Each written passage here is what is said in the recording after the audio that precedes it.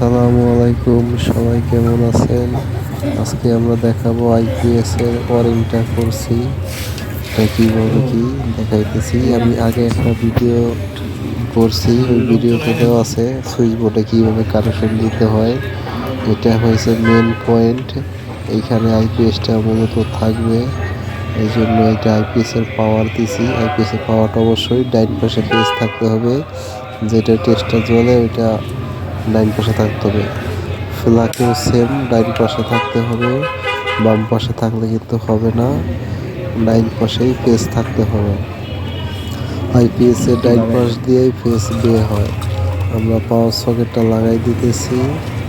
সকেটটা লাগানোর পর আমি দেখাবো কিভাবে এটা কাজ করে, আমি দেখাই দিব। আর আমার আগের ভিডিওতে দেওয়া আছে সুইচ বোর্ডে কীভাবে কানেকশন দিতে হয়, আপনারা ওইটাও দেখতে পারেন, দেখে বুঝতে পারবেন আইপিএস এর ওয়ারিংটা মূলত কীভাবে করে। আশা করি যারা বুঝতে পারেন না তারা বুঝতে পারবেন আইপিএস এর ওয়ারিংটা কীভাবে করা হয়। পাওয়ার সকেটটা আইপিএস এর জন্য লাগানো, এটা আইপিএস চার্জিংয়ের জন্য। এখান থেকে আইপিএসটা চার্জ হবে, আবার কারেন্টও চলবে। আমরা এখন এটা লাগাই দেওয়ার পর আমরা লাইনটা আপাতত আইপিএস লাগাইতেছি না, শুধু লাইনটা করে রাখতেছি। আইপিএসটা পরে তারা যখন রুমে ঢুকবে তখন আইপিএসটা লাগাবে। এখন মূলত লাইনটা করে রাখলাম, আমি লাইনটা ডাইরেক্ট করে রাখবো যেন ওরা লাইনটা রানিং পায়।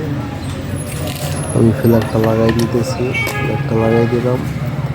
ফ্ল্যাগটা লাগাই দিলে সুইচটা অন করলেই আইপিএস এর যে কানেকশনগুলো দিয়েছি সবগুলো লাইট চালু হবে।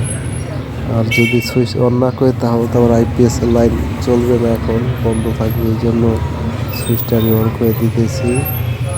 সুইচটা অন করে দিলে লাইনটা চালু থাকবে। আর তারটা একটু ডিজাইন করে রাখলাম, কারণ তার একটু বেশি আছে, ওইগুলো রেখে দিলাম। ওই জন্য আমি এখন দেখাবো চেক দিয়া সুইচটা অন করা, লাইট কিন্তু জ্বলতেছে না।